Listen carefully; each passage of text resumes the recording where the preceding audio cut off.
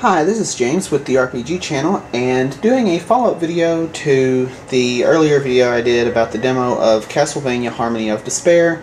Going to be looking at the full game this time around.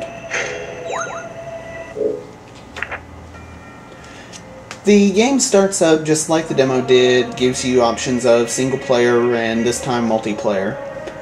And in the single player mode, you can select any chapter that you've previously completed, so you have a pretty good variety. You can go back and play through levels again if you want to play through them again, or are trying to get a rare item or something like that.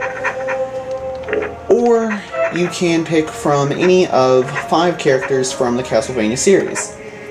And one thing here is that this game has absolutely no story whatsoever.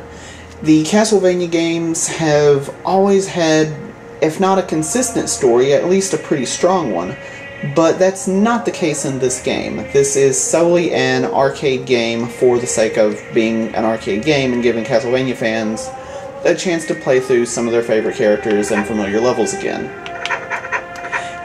You also have the shop here that you can go to, buy and sell items and stuff like that. It's pretty helpful in some ways and absolutely indispensable in others. So let's start a character and get going.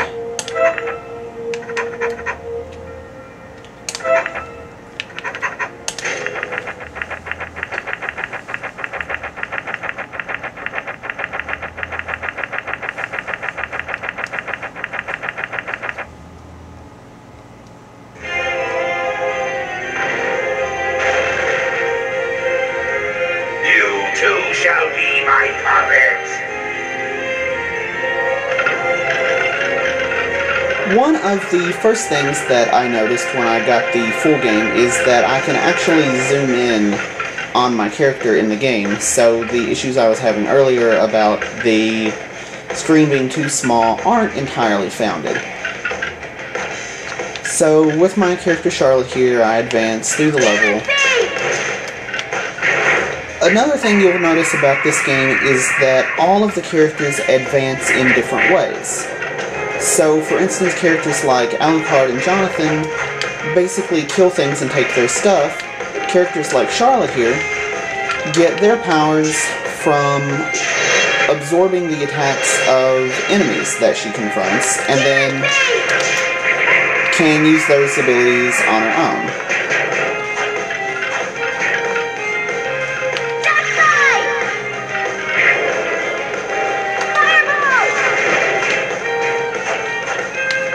All of the levels are pretty varied and different. You're not going to run into really much in the way of repetition as far as that's concerned, but they do all in one way or another pay homage to levels from Castlevania, which has a pretty rich and nostalgic reputation among people who have been fans of the series.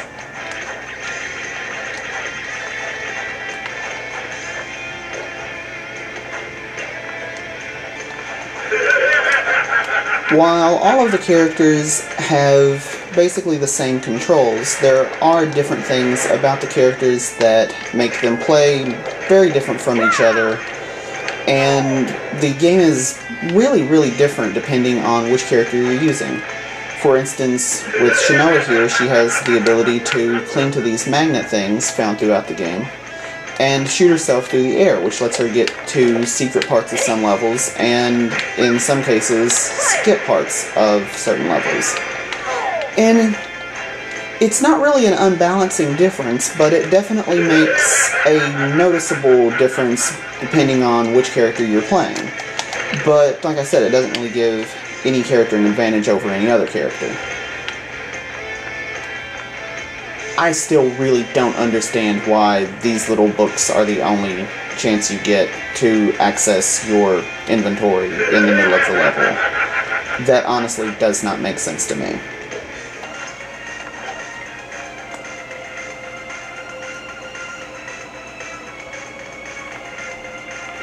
And I will go ahead and point out that while I don't seem to have really any trouble playing the game single player, Like, I go through the levels fine, the enemies I can take down, like, they're reasonably challenging, but nothing I can't handle. But when I try to play this game multiplayer co-op, I always end up having a lot of trouble. It seems like no matter how good my character is or what weapons or armor I have equipped to him, that the guys I end up playing online with are many times better and can just fly through the levels without any difficulty whatsoever. And I've run into this even when playing on the hard difficulty mode. And I'm really not sure what it is that makes that much difference, but I will go ahead and just say that since there's not really any levels or any way for a system like a computer or whatever to gauge how powerful the characters are compared to each other, that there's not really any way that the game could balance this. Like, you're thrown in a room with a bunch of strangers and it's really anyone's guess. Like, it could be someone who just bought that game today, or it could be someone who's been playing non-stop for the last couple of weeks. So, if you want to play this game online, which I've had a lot of fun doing, but do not expect a balanced experience.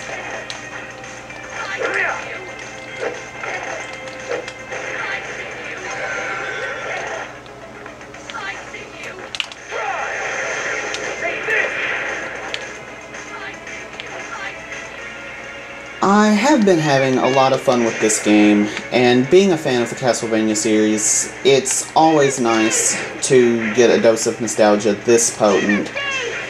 And this game pays homage to the Castlevania series in all the right ways.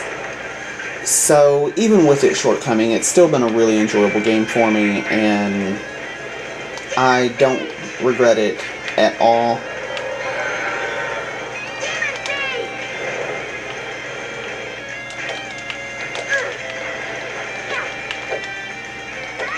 Like any good Castlevania game, the enemies are super varied, the bosses are awesome, it's a lot of fun, you can run around collecting the items, and the game is absolutely full of little Easter eggs and other things to make it more interesting. So, this has been James with the RPG channel, and thank you for watching.